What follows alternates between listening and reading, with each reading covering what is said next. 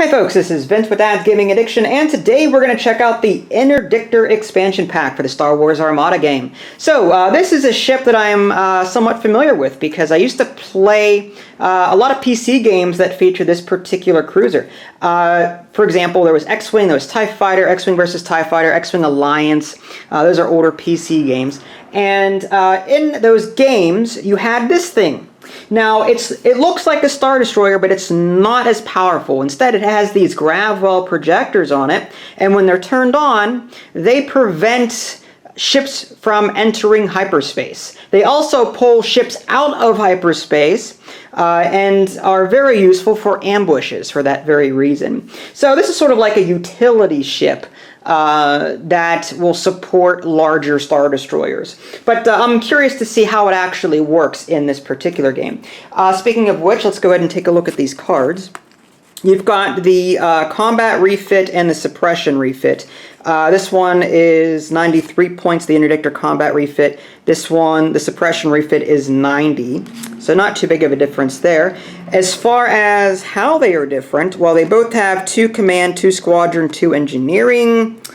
It looks like the one on the right, the combat refit, has more red dice than blue dice. If you take a look here, there's 2 red dice and 2 blue dice on the front. On the left, you've got 3 blue dice and 1 red dice. So this one has more, it benefits more at being medium range as opposed to long range. Same speeds, 1 and 2, so it doesn't move very fast.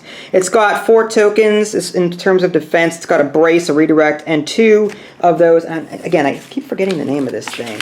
I just got these new expansions, so I'm a little new to it. Contained defense token.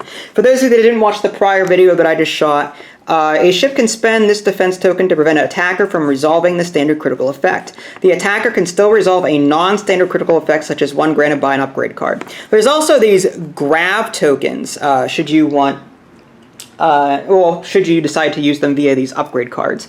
I'm not going to go over the other tokens, they seem to be standard, but these are unique to this Interdictor here. At least so far. Some upgrade cards in this expansion refer to grav tokens. The player controlling the equipped ship places these tokens in the play area to mark the card's effect. These tokens are double-sided, so players with the same upgrade can differentiate, yeah, I can say that, which token belongs to each player. So that's pretty cool. There's a grab well and a grab ship token. Okay, so, yeah, back to this. We've got 9 hull. And then as far as the shields go, not too bad, 3-2-2-2. So, I mean, granted, it's not as strong as a Star Destroyer, but it certainly has a lot of oomph to it, you know, in terms of hull value, which is good. And it's got a number of upgrades. It looks like the one down here actually has more upgrades than the stronger one up here. I just find that interesting. Okay, so, and this has 2 anti-squadron dice, a black and a blue. This one only has a blue one. Okay, let's go ahead and check out the upgrade cards.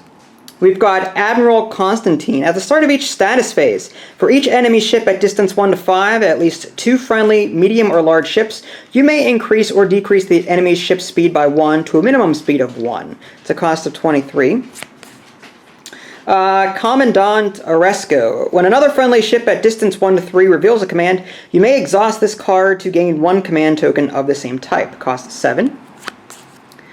Admiral Titus. At the start of the first round, you may change 1 enemy ship speed by 1. Cost of 2. Flight Commander. During your activation, you can resolve your fleet command after you execute a maneuver. Fighter Coordination Team. After you execute a maneuver, you may select a number of unengaged friendly squadrons up to your squadron value at close medium range. Those squadrons may move up to a distance 1. Engineering Team, engineer action, gain 1 additional engineering point. It's actually pretty good. Quad laser turrets while defending at distance 1. If the attacker is a squadron, you have counter 1. That's actually kind of nice as well. Leading shots, I think I've seen this one before. While attacking, you may spend 1 blue die to reroll any number of dice in your attack pool. MS-1 ion cannons, blue critical. Choose and exhaust 1 of your defender's upgrade cards. Again, exhaust is tapping it, not discarding it. G8 experimental projectors. Before an enemy's ship at distance 1 to 5 resolves the determined course step, you may exhaust this card to temporarily reduce its speed by 1 to a minimum of 0 speed until the end of the maneuver. That's what I mean, I can see where in this game preventing a ship from entering hyperspace would, not apply. So I guess this thing is designed more to reduce speed, sort of like tractor beams. But yeah, so there's that. Grab, shift, reroute, that's one of the tokens. Before deploying fleets, place one grab shift token anywhere in the play area.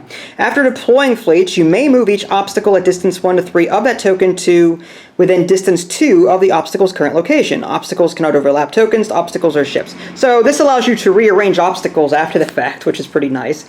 After you and your opponent put obstacles down, you can use that to rearrange them to your liking. G7X Gravwell Projector. Before deploying fleets, place one Gravwell token anywhere in the play area. When a ship deploys at distance 1 to 3 of a Gravwell token, its speed dial must be set to 0. How do you get out of that? That's I gotta think now. How would, if you got in that, how would you get out of it?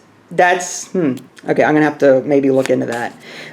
Targeting Scrambler. While a friendly ship at distance 1 to 3 is defending at close range during the spend defense token step, you may exhaust this card to force the attacker to reroll up to 4 of your choice. Nice. Interdictor, this is a title. When a ship activates, you may exhaust this card to ready one other upgrade card equipped to the ship. That's the only title. And we're back to, it looks like the admirals, and then finally the personnel. Okay, so there you go. That's the upgrade cards. I already showed you the important tokens. I mean, the other ones are just reflective of the ship class in question, the defense tokens. Let's finally look at the model. Again, I love the detail. It amazes me how well this is done. That's a beautiful thing. Beautiful thing. I'm going to try and get as much as possible here while it's on its base. I love it. Even the engine is colored. Oh, love it. Alright, so that's the model for you. And for those of you that can see it, there are the arcs. Okay, so there you go, folks. That was the Interdictor expansion pack.